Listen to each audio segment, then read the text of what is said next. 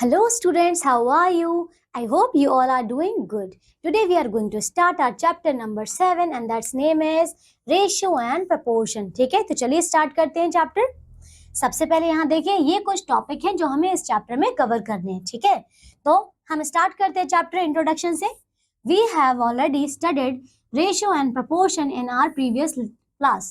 Here we will revise the concept already learnt by us and shall extend our study further. तो ratio क्या होता है? The picture shows 3 apples and 5 mangoes. यहाँ पे देख सकते हैं पिक्चर बनी हुई है. So we can compare that number in the two ways as below. आप कैसे कंपेयर करें? देखिए, 1 by saying that the number of the mangoes is 2 more than the number of the apples is 2 less than the number of the mangoes, and this is called the difference method. This is called the difference method. देखो आपको समझ आया हमने क्या किया? या तो हम ये कह सकते हैं कि mangoes two more than mango is 2 more than the apple, या फिर ये भी कह सकते हैं कि Apple is 2 less than the mango, है ना. तो हमने डिफरेंट वेज में किया. यहाँ देखो, by saying that, so number of the apples upon number of the mangoes कितना हो जाएगा? 3/5. okay, now or the number of the apples, तो 3/5, number of the mangoes that is 3/5 of the number of the mangoes. देखिए, तो हमने क्या किया? यहाँ पे एक प्रोपोर्शन बना दिया है, एक रेशियो बना दिया है यहाँ पे कि नंबर ऑफ द एप्पल्स कितने हैं. ठीक है, 3/5 है. Okay, so second way of comparing the quantities of the two things is called the ratio method. तो आपने देखा ये वाला क्या था? ये डिफरेंस मेथड था और ये है आपका रेशियो मेथड. ठीक है, क्या है ये? Ratio method. A ratio is the comparison of the two or more quantities of the same kind using the division. ठीक है, and we can define the ratio of the two quantities A and B of the same kind in the same units as a fraction a by b, and which is written generally as a is to b. तो clear हुआ हम ratio को कैसे लिखते हैं? a is to b. okay, and a is to b, and in the ratio a by b, a is called the first term or antecedent and b is called the second term or the consequent. तो समझ आया? antecedent और b को कहते हैं हम consequent. okay, and next topic is important points relating to ratio. While doing a study of the ratio, we should keep in mind the following important point. तो क्या क्या याद रखना है हमें? First है, in a ratio, the order of term is very important. That is, the ratio means जैसे 2:3 है, या फिर अगर आप इसे 3:2 लिखेंगे तो ये दोनों ही डिफरेंट है, सेम नहीं है. सो हमें इसका जो ऑर्डर है वो याद रखना होगा. ठीक है, हम इसको रीअरेंज लाइक डिजिट्स को एक्सचेंज नहीं कर सकते. सेकेंड है, since ratio is a fraction, the ratio will be remain unchanged if each term of the ratio is multiplied or divided by the same non-zero number. देखो 4:7 है, अगर हम इसको सेम नंबर से मल्टीप्लाई या डिवाइड करेंगे तो आपकी जो डिजिट है वो चेंज नहीं होगी. ठीक है, ये नंबर आएगा, लेकिन आप इसे फर्दर कट करेंगे तो यही आएगा. ठीक है, देखिए हमने सेम नंबर से अगर इसको डिवाइड किया है तब भी आपका आंसर वही आने वाला है. ओके, थर्ड है, ratio exist between the quantities of the same kind. ठीक है, जैसे 0 और 1 के बीच में एग्जिस्ट करता है. ठीक है, सो देखो, तो सेम काइंड के बीच में जैसे हम किसी दो चीजों की बात कर रहे हैं तो यहाँ पे जो सेम चीजें हैं उनके बीच में रेशियो एग्जिस्ट करेगा. So there exist no ratio between the height of the child and the weight of the child. तो देखिए, अगर आप एक जगह पे हाइट को कंपेयर कर रहे हैं और एक दूसरी जगह पे इसका वेट कंपेयर कर रहे हैं तो वो कंपैरिजन नहीं है पॉसिबल. क्यों? क्योंकि वहां पे दो डिफरेंट थिंग्स हैं, एक हाइट है और एक वेट है. ठीक है, सो we cannot write a ratio between the age of a student and the mark obtained by the student. clear हुआ? there are two different things, that is the mark and the ages, so both are the different. आपको similar things के बीच में ही ratio निकालना है. now the fourth, to find a ratio between the quantities of the same kind, quantities should be expressed in the same units. ठीक है, और same unit में होना चाहिए. जैसे कि ratio between the 154 centimeter and 1 meter 87 centimeter. so first we have to convert this meter in the centimeter. देखो हमने क्या किया, इसको 100 से पहले हमने 100 से मल्टीप्लाई किया, ये हो जाएगा आपका 187. ठीक है, 187 centimetre. Now we can divide and convert in the ratios. ठीक है, here ratio between the 15 minute and the 1 hour. So first we have to convert in the similar units. Like ये देखिए, ये 15 मिनट था, 1 आवर में कितना हो जाएगा? 60 minute. Now we can form in the ratios. ठीक है, सो फिफ्थ है, since ratio is a number it has no units. ठीक है, कोई भी यूनिट नहीं है, क्योंकि अगर सेम यूनिट होगी न्यूमरेटर और डिनोमिनेटर में तो ये कैंसिल आउट हो जाएगा. ठीक है, मतलब कट जाएंगी. सो To compare two ratios, we either convert them into equivalent like fractions with the same denominator by finding the LCM of the denominator, or convert them to the decimal form, that is to compare 3:5, 2:3. We compare fractions 3/5 and 2/3. Change the equivalent like fraction. देखो, तो अगर आपको compare करना हो तो आपको पहले आप दो मेथड से कर सकते हैं, या तो आप इसको एलसीएम निकाल के उनके डिनोमिनेटर को सेम बनाओ, ठीक है, और या फिर उनको लाइक टर्म्स, ठीक है, इस तरीके से। तो आप देखिए एलसीएम ऑफ द हमने 3 and 5 निकाला, कितना आता है आपके पास 15। तो आपने देखा 3 5, ये 5 into 3 हो जाएगा 9/15, और ये देखिए यहाँ पे 10/15 हो गया। एंड आप देख रहे हैं यहाँ पे these are the like terms, 15 and 15 denominator है। Now we can compare the numerator. So 10 is greater than the 9. That is why this fraction is greater than this fraction. Okay. And now 2/3 is greater than the 3:5. Clear है? Seventh, a ratio A is to B is equals to A by B is in the its lowest term if the HCF of A and B is 1. Clear है? तो अगर दोनों का HCF यहाँ पे 1 आता है, it means they are in their lowest form. Okay.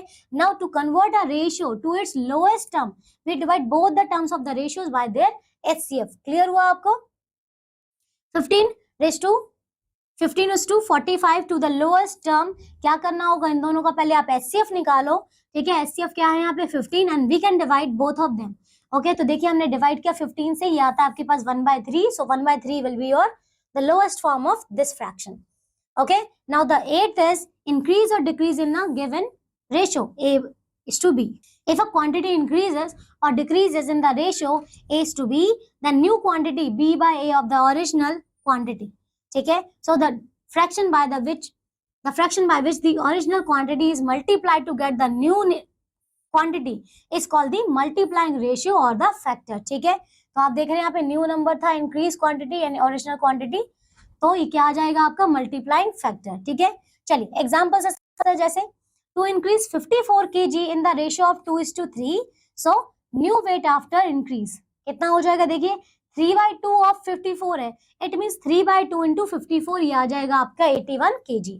ठीक है, नाउ नेक्स्ट एग्जांपल आप देख सकते हैं यहाँ पे, to decrease 104 rupees in the ratio of 1:5, तो कितना हो जाएगा, new amount after the decrease is 5/8 of the 104। ठीक है, तो इसे आप सॉल्व करेंगे, ये आ जाएगा आपका 65 आंसर।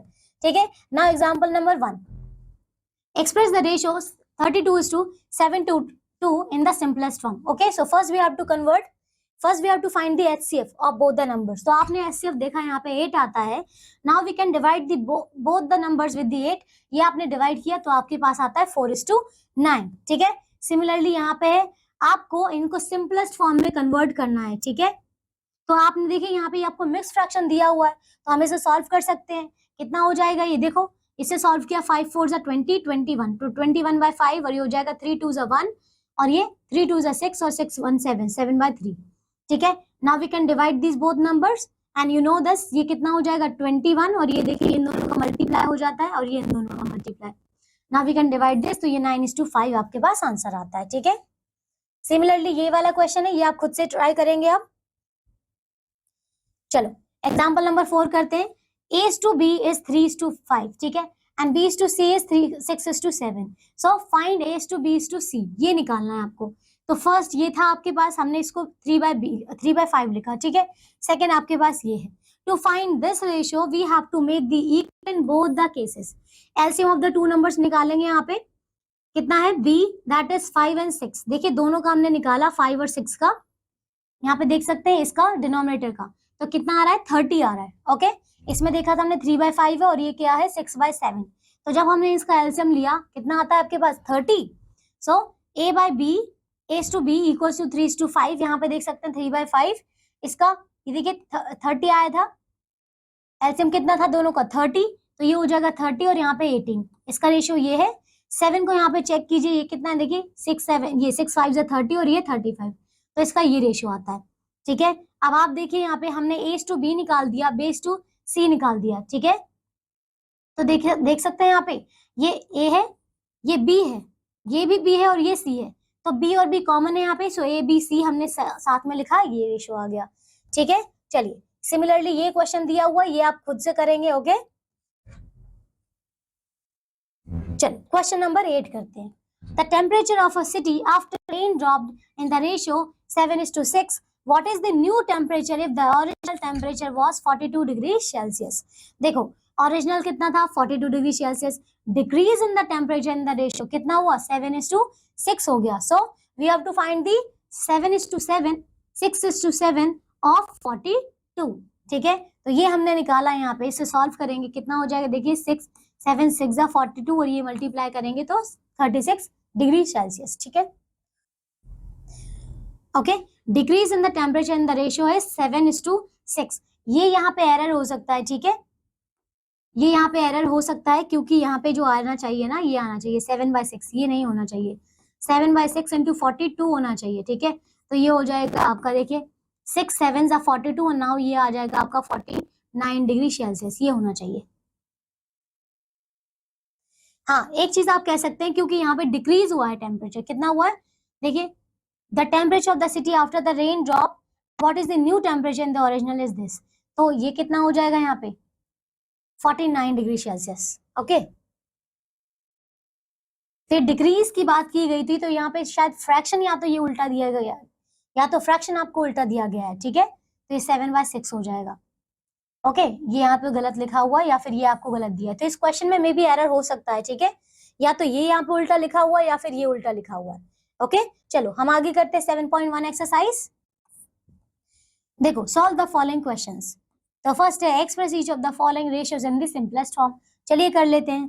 फर्स्ट हम करते हैं 70:1 है। ठीक है, मैं यहाँ कर देती हूँ ए पार्ट 1 का, तो ये है 70/100। ठीक है, हमें सबसे पहले दोनों का HCF निकालना है। ठीक है, तो HCF क्या आ जाएगा दोनों का, यहाँ आ जाएगा इसका HCF कितना 10। ठीक है, तो हम क्या करते हैं 10 से डिवाइड करते हैं, मैं यहाँ पे लिख देती हूँ HCF कितना आ जाएगा 10, तो ये हो जाएगा आपका, इसको मैंने 10 से डिवाइड किया और ये 1 को भी मैंने 10 से डिवाइड किया, तो ये हो जाएगा आपका 7 और ये हो गया आपका 11।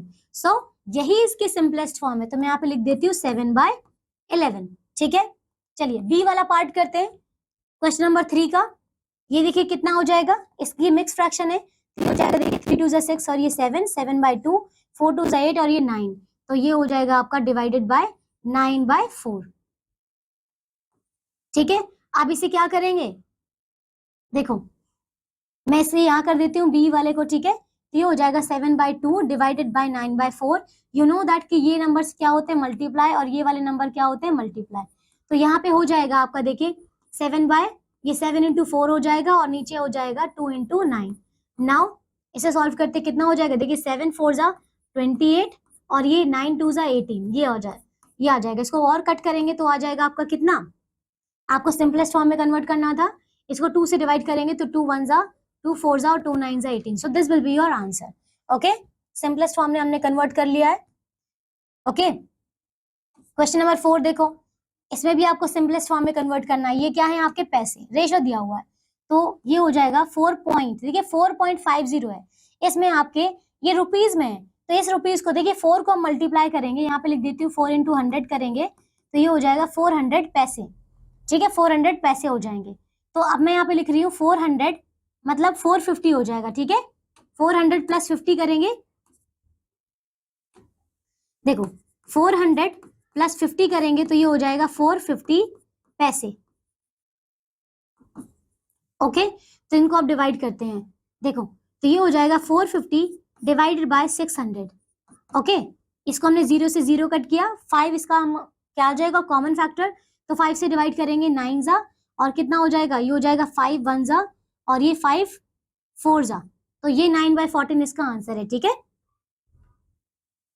5 2 5 2 आएगा। ठीक है, तो ये 9/12 इसका आंसर है। इसको और फर्दर कट कर सकते हैं तो ये हो जाएगा 3 3 3 4 सो 3/4 will be your answer.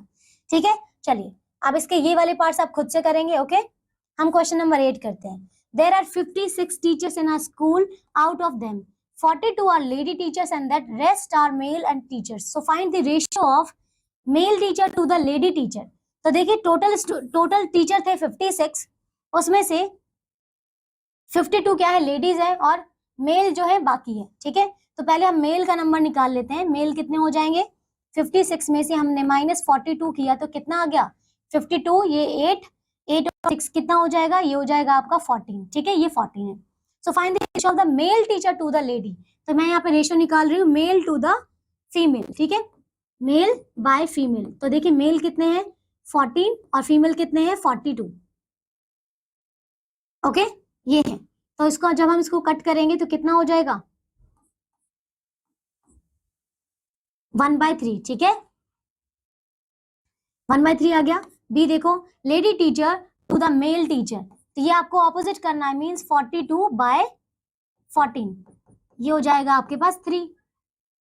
Mail teacher to the total of the teacher, तो इसका करेंगे मेल टीचर कितने हैं 14 है और टोटल टीचर कितने हैं 56 है, तो ये हो जाएगा आपका 4, 1/4, ठीक है। चलो क्वेश्चन नंबर 11 देखो, यहाँ पे दिया हुआ x/y 2:7 दिया हुआ है, y/z दिया हुआ है ये, और आपको तीनों का रेशियो निकालना है, ठीक है। चलिए कर लेते हैं इसे।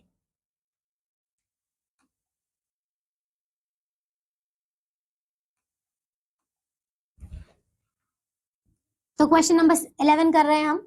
हाँ आपको दिया हुआ है x/y इक्वल्स टू 2/7, ठीक है, ये दिया हुआ है।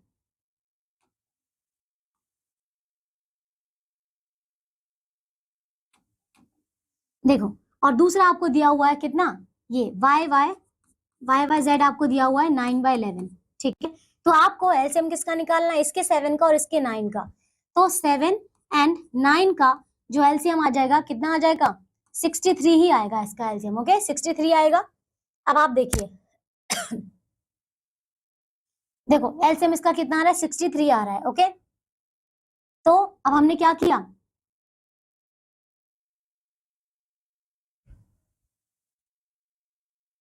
देखो ये वाला था आपका x/y कितना है 2 और ये 7 है, इसका एलसीएम कितना आया था 63। तो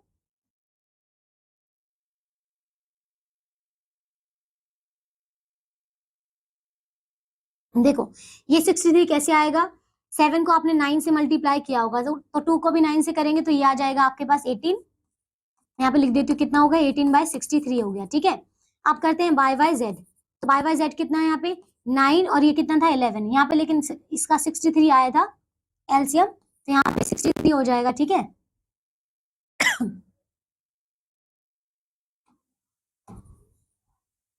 देखो यहाँ पे y/z है, इसका एलसीएम यहाँ पे 9 का कितना आया था 63 ना, तो ये हो जाएगा 63। आपने इसको मल्टीप्लाई करने के लिए किससे किया 7 से किया ना, 7 से किया, तो नीचे भी क्या करेंगे 7 से, यहाँ आ जाएगा 77। ओके अब आप देख रहे हैं इन दोनों को रेशियो को देखो, तो कितना है यहाँ पे देखो, ये जो टर्म है ये x है, ये टर्म y है, यहाँ पे ये y है और ये टर्म क्या है यहाँ पे z। तो we can write this x/y/z equals to x क्या है आपके पास 18, 18:63:77। So this will be your answer, ठीक है। इसी तरीके से आप ये बाकी क्वेश्चंस भी सॉल्व कर सकते हैं, ठीक है। चलिए अब ये बाकी जो क्वेश्चंस है ये आप लोग होमवर्क में करेंगे, ओके। चलो तो हम आते हैं हमारे नेक्स्ट टॉपिक पे, ओके। क्या क्वेश्चन है, प्रपोर्शन टॉपिक है हमारा proportion. Let there be 4 numbers 6, 9, 36 and 54। Ratio of the first two term 6:9 and 2:3, okay. So ratio of the third and the fourth number is this, ठीक है। तो ये आपकी फर्स्ट टू टर्म का था और ये आपकी थर्ड एंड फोर्थ टर्म का था। So we find that the two ratios are equal, we say that these 4 numbers are in the proportion. देखिए अगर दोनों रेशियो इक्वल होते हैं इसका मतलब वी कैन से दैट कि these are in the proportion. Proportion means होता है equal, okay. So a proportion is an equation that state that two ratios are equal. तो क्लियर हुआ, ठीक है। 4 numbers are said to be proportion if the ratio of the first two digit is equals to the ratio of the last two. A, B, C and D are said to be in the proportion if A is to B equals to C is to D. Clear है? And this is expressed as A is to B and यहाँ पे देख सकते हैं double dot का sign है और C is to D, ठीक है। It is read as A is to B as C is to D, ठीक है। क्लियर हो गया आप, चलिए आगे करते हैं। So here A, B, C and D, there are the first, second, third and the fourth term of the proportion respectively. The first and the fourth term are called the extremes. आप देखिए यहाँ पे जैसे कि ये जो term है ये जो first and the fourth term है means A and D, these are the extreme terms, ठीक है, these are the extreme terms and the second and the third term ये call this is called the mean terms. So B and C are called the mean terms. Clear है? बीच की जो दो term है that is called the mean terms और ये जो लास्ट और पहली वाली टर्म है these are called the extreme terms. Okay, in the proportion this is the called the fourth proportional. Okay, यहाँ पे 4 डिजिट है, ये आप बोलते हैं fourth proportion. So A is to B equals to C is to B, C is to D is equals to कितना हो जाएगा, A by B equals to C by D. ठीक है, now we can multiply, now we can cross multiply this. So A into D हो गया and B into सी. ठीक है, अगर प्रोपोर्शनल में है, प्रोपोर्शन का मतलब है कि क्रॉस मल्टीप्लाई करेंगे तो ये आना चाहिए. ठीक है, सो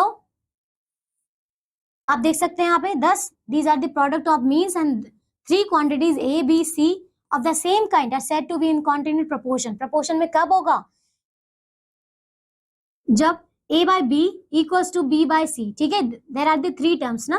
सो इसको हम क्रॉस मल्टीप्लाई करेंगे लाइक इसको इससे और इसको इससे, तो ये हो जाएगा a इंटू सी और ये b का स्क्वायर. ठीक है, अगर ये इक्वल आ जाता है now we can say that these proportion are in, these ratios are in the proportion. ठीक है, so here b is called the mean proportion. Okay, b को क्या कहते हैं, mean proportional. a and c are known as the first proportional and the third proportional respectively. तो उसे b और c को क्या कहते हैं हम, a और c को क्या कहते हैं, first proportional and the third proportional. b mean proportional between a and c कितना हो जाएगा, अंडर रूट a c हो जाएगा. ठीक है, नोट क्या है यहाँ पे, in a ratio both the terms should be of the same kind but in the proportion. The first two terms, the first two should be of the same kind and the last two should be of the same kind. ठीक है, चलिए example से समझते हैं इसका. Example number 1, determine whether the following numbers are in the proportion or not. चलिए check कर लेते हैं. तो ये 4 टर्म्स हैं आपकी, आपको क्या करना है, प्रोडक्ट ऑफ द एक्सट्रीम्स निकालना है and product of the means निकालना है. तो हमने क्या किया, इसका इससे मल्टीप्लाई, इसका इससे मल्टीप्लाई किया, तो देखिए सेम आ रहा है. इट मीन्स दोनों का प्रोडक्ट क्या है यहाँ पे, इक्वल है. तो इसका मतलब ये आपके प्रोपोर्शन में हो जाते हैं. ठीक है, बी देखिए, बी में अगर आपके पास ये है तो आपको वही सेम करना है. ठीक है, एक्सट्रीम का और मीन का प्रोडक्ट निकालिए. देखिए ये दोनों इक्वल नहीं आ रहे, इसका मतलब है कि ये प्रोपोर्शन में नहीं है. सेकंड देखिए, find the fourth proportional to this. Fourth proportional निकालना है. ठीक है, तो देखिए लेट द फोर्थ प्रोपोर्शनल हमने x ले लिया. सो अब फोर्थ प्रोपोर्शनल क्या हो जाएंगे, दीज 4 टर्म्स. ओके, इसमें x भी इंक्लूडेड हो गया. तो आपको करना है कि product of the extreme terms and the product of the mean terms. Now 44.8 into x ये किया और ये 1.6 इंटू 5.4 किया. तो आप यहाँ पे देख सकते हैं कि x की वैल्यू क्या हो जाएगी, this 4.8 divided by this term. Solve किया तो ये आता है 1.8. सो x की वैल्यू आपको मिल गई है. ठीक है, चलिए अब ये मीन प्रोपोर्शन वाला है, ये वाला क्वेश्चन आप खुद से करेंगे. ठीक है, इसमें हमने फॉर्मूला क्या लगाया था, b square is equal to A C ना. तो ये वाला क्वेश्चन आप खुद से करेंगे. ओके, चलो and example number 5, the third proportion. ये भी आपको निकालना है, तो ये वाला भी आप खुद से सॉल्व करेंगे. ठीक है, देखिए यहाँ पे ये टर्म्स आपको दे रखी हैं. Okay, let the third proportional to 3.6 is this. हमने देखिए x ही लिया है यहाँ पे. अब ये देखिए ये जो नंबर्स गिवन थे ये हो जाएंगे आपके. ओके, दीज 2 टर्म्स, तो ये मीन वाला है और ये हो जाएगा x. तो इस तरीके से आप निकाल देंगे. ओके, चलो हम आते हैं एक्सरसाइज 7.2 पे. क्वेश्चन नंबर 1 देखो, tick the correct answer first. So check these are in the proportion or not. क्या करना है हमें, एक्सट्रीम और मीन का प्रोडक्ट निकालना है. तो पहले मैं एक्सट्रीम का, देखिए मैं एक्सट्रीम प्रोडक्ट निकाल रही हूँ. ठीक है, कितना हो जाएगा 1/6 इंटू 1/18. तो ये हो जाएगा आपका 1/देखिए 108. ओके, और अब मैं क्या कर रही हूँ यहाँ पे, मीन प्रोडक्ट कितना हो जाएगा 1/12 इंटू 1/9. ओके, तो ये हो जाएगा 1/108. अगेन बोथ आर सेम ना, सो यस.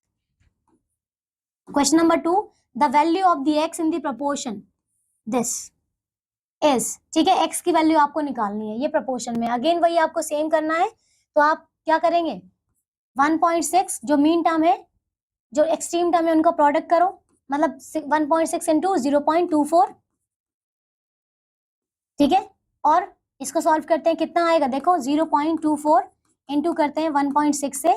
तो ये हो जाएगा 6 4 24, 6 2 12 और ये 14, 4 2 0 और ये 4 8 3 और 0 और ये आ जाएगा आपका ये, ठीक है। तो 0.384 आ रहा है, ठीक है।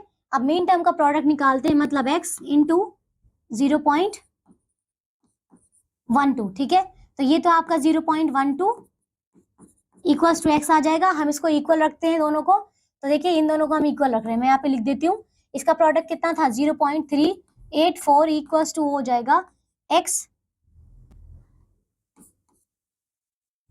और यहाँ पे 0.12, ठीक है। इसको डिवाइड करेंगे तो ये हो जाएगा 0.384 डिवाइडेड बाय 0.12, ठीक है। इसे सॉल्व करेंगे तो इसको कट किया आपने, देखिए इसे कट करेंगे तो ये यहाँ पे डेसिमल चला जाएगा, इसको हटाकर ये यहाँ पे 10 आ गया, ठीक है। एक और अब इसको हम कट करेंगे यहाँ से, तो कितना हो जाएगा 120 से डिवाइड करना है हमें, तो ये जाएगा, देखिए 4 से पहले कट कर लेते हैं, तो ये हो जाएगा आपका 4 से 4 3 जा 40 एंड देन 4 9 जा 36, 4 6 जा 24, ठीक है।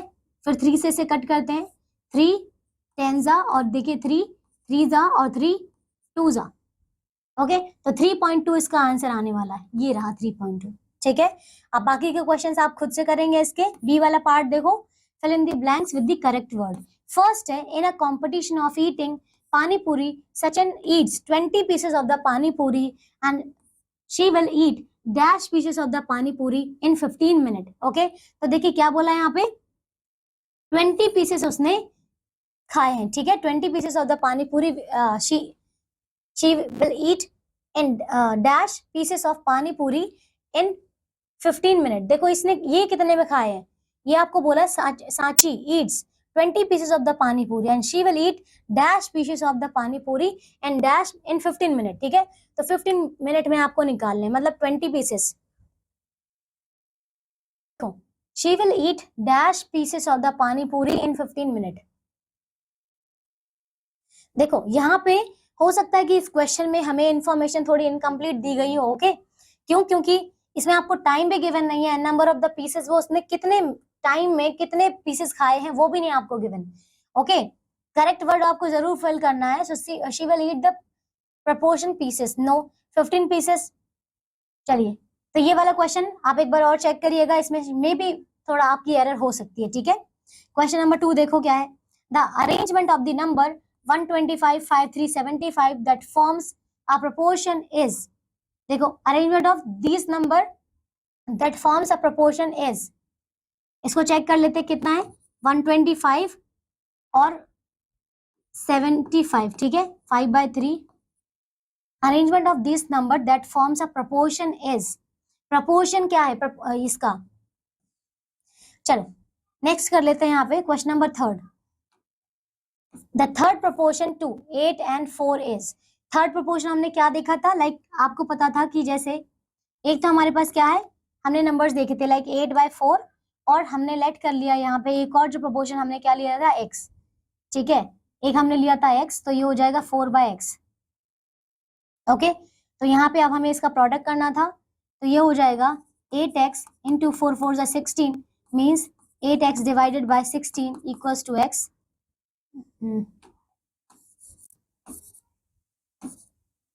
देखो तो यहाँ से हो जाएगा x इक्वल्स टू 16/8 मतलब 2, ठीक है। तो x की वैल्यू क्या आ गई यहाँ पे 2, तो यहाँ पे 2 आ जाएगा, ठीक है। चलो क्वेश्चन नंबर यहाँ देखो 5th वाला, mean proportion between the 1600 and 2401। Mean proportion निकालना है इसका। मीन प्रपोर्शन कैसे निकालेंगे, अभी हमने ऊपर सॉल्व किया था, तो ये वाला आप खुद से क्वेश्चन करेंगे, ठीक है। सी देखो, write true and false against each statement. A proportion is an equation that states two ratios are equal, yes it is true। B देखो, if A is to B equals to C is to D, then A into B and C into D is equal, no, false। Third, if A is to X and X is to 4 are in the continued, then X square is this। तो ये कितना हो जाएगा, X की value आ जाएगी under root of this, yes. तो बिल्कुल सही है ये। इसको आप ओपन करेंगे तो यहाँ से आ जाएगा 3 और ये 2, तो 6 आ जाएगा, बिल्कुल ट्रू है, ठीक है। चलो डी करते हैं। डी है solve the following equation, determine whether the following numbers are in the proportion, okay. तो इसको आपने क्या करना है, पहले देखो 12 इंटू ये वाला करते हैं, 12 इंटू 5 करते हैं, तो क्या ये इनका प्रोडक्ट कितना आ रहा है 60 और यहाँ पे देखो 15 इंटू 4 करेंगे तो भी ये कितना आ रहा है 68 मीन्स यस दिस, ठीक है। क्वेश्चन नंबर 2 देखो, find the value of the x in each of the following proportion. देखो कितना हो जाएगा, पहले हम क्या करेंगे, एक्सट्रीम का प्रोडक्ट मतलब x into 24 equals to 12 into 6, तो ये हो जाएगा x की वैल्यू 12 इंटू 6 डिवाइडेड बाय 24, ठीक है। तो ये हो जाएगा, देखो ये 2 जा और ये 2 3 जा, सो x की वैल्यू आ गई है यहाँ पे 3, ओके। चलिए क्वेश्चन नंबर 4 देखिए, फाइंड द मीन प्रोपोर्शन। ये वाला क्वेश्चन आप खुद से कर लेंगे, है ना, अभी हम निकाल चुके हैं कितने सारे मीन्स। 10 देखो, 8 boys eat 5.6 kg of the butter in a week. How much butter will 14 boys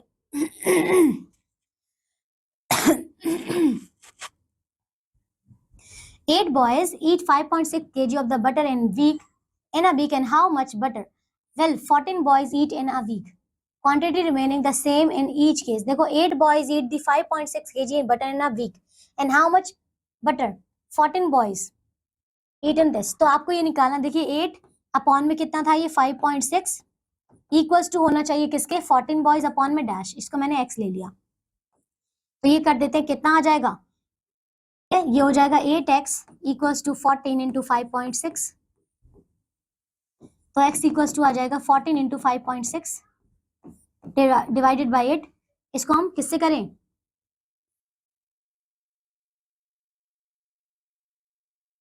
ये 8 7 हो जाएगा और इसको करेंगे, देखिए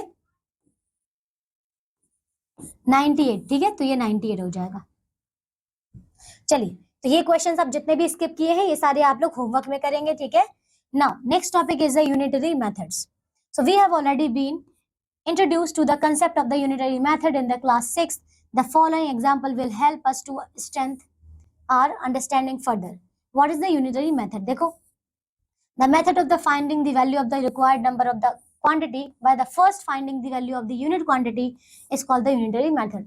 तो आपको सबसे पहले आपको 1 यूनिट की कॉस्ट निकालनी है, देन आपको जितने भी फाइंड आउट पूछा गया है आप उतने को मल्टीप्लाई करके टोटल का निकाल सकते हैं। सो इसी को हम क्या कहते हैं, हमारा यूनिटरी मेथड।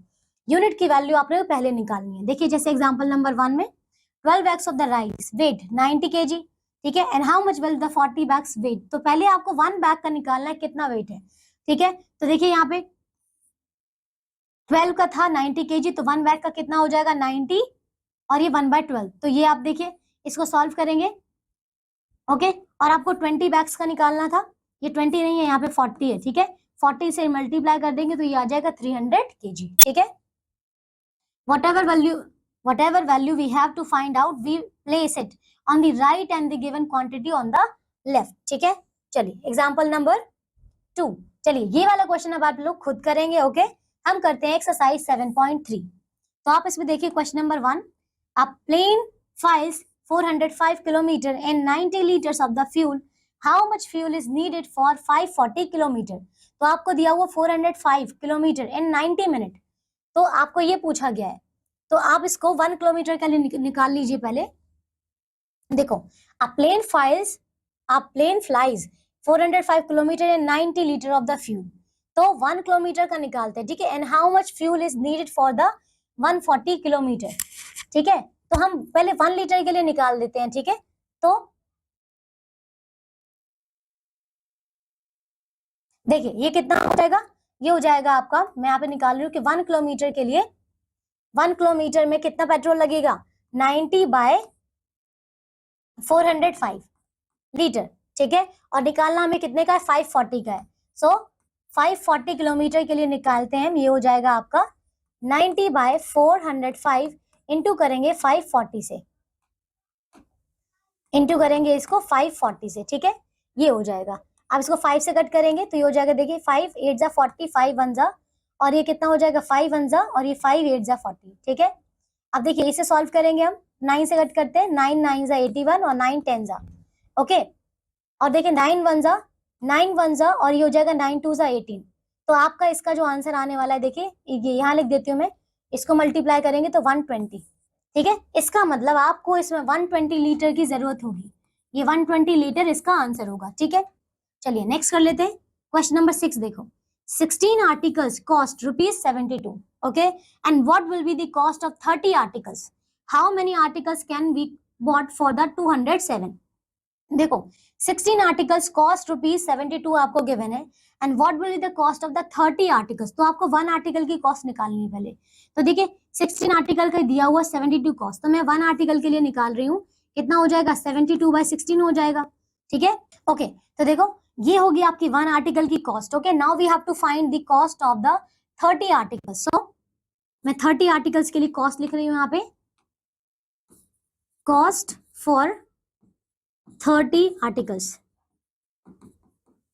तो ये हो जाएगा 72/16 इंटू 30, ठीक है। इसको किससे कट करें, 2 से कट करते हैं, सो चलिए 4 से कट कर लेते हैं। ओके सो ये हो जाएगा आपका 4 4 जा 16, 4 1 जा और 4 8 जा 32, फिर 4 से कट करते हैं, तो 2 से कट किया पहले, तो 2 2 जा और ये 2 15 जा हो जाएगा, 2 से कट किया तो ये हो जाएगा आपका 2 9 जा 18, तो ये आ जाएगा 9 इंटू 15 और ये आ जाएगा आपका 135, ठीक है। तो कॉस्ट क्या हो जाएगी यहाँ पे 135, ये आपका इसका आंसर होगा। ओके चलिए एक क्वेश्चन नंबर 10 इसका लास्ट कर लेते हैं। 32 cartoons each containing 15 juice cans cost ₹8,640, and what is the cost of the 24 cartoons each containing 14 juice cans of the same type, ठीक है। तो आप देख सकते हैं 32 कार्टून्स की कॉस्ट कितने हैं, each containing 15 juice and this, okay हर एक में कितने 15 जूसेस है, टोटल की कॉस्ट कितनी इतनी है, what is the cost of the 24 cartoons containing 14 juice. Okay चलिए तो इसमें 1 कॉस्ट की निकालते हैं, इसमें कितने थे 15 थे, है ना, इसमें 15 है, तो अगर हम यहाँ से 1 की निकालेंगे तो कितना हो जाएगा, देखिए 1 के लिए निकालेंगे तो ये हो जाएगा 8640 डिवाइडेड बाय 32। ओके इसको कट करते हैं, पहले 4 से कट करते हैं, तो ये हो जाएगा आपका 4 8 जा, फिर 4 2 जा, 4 1 जा, 4 6 जा 24 0, 8 से कट करें 8 2 जा 16, 16 हो गया और यहाँ पे 5 बचेगा, 8 7 जा और 0, तो ये आ रहा है 270 कॉस्ट। अब यहाँ देखो 24 कार्टून्स की निकालनी है आपको, सो 24 और मल्टीप्लाई कर देना है आपको 270 से, तो ये हो जाएगा देखो 0 4 2 जा 8 और ये 10 और ये हो जाएगा 0 7 2 14 2 2 4 1 5 और ये हो जाएगा 0 8 और ये 4 और ये 6, तो ये इसकी कॉस्ट आ जाएगी 6480। This will be your answer of the last part, ठीक है। ओके तो देखिए हमने सारे इसके क्वेश्चंस कर लिए हैं, मैंने जो जो स्किप किए सारे आपको होमवर्क में करने, ओके। अब लास्ट में कुछ इंपॉर्टेंट पॉइंट है, आप इन्हें देखकर इनकी हेल्प ले सकते हैं, ठीक है। चलिए तो ये चैप्टर हमारा यही फिनिश होता है। आई होप आप सबको चैप्टर अच्छे से समझ में आया होगा, जितने भी क्वेश्चन मैंने स्किप किए हैं आप सबको सॉल्व करने हैं, ओके। चलिए तो अब हम मिलेंगे नेक्स्ट क्लास में न्यू चैप्टर के साथ। Till then take care all of you, bye.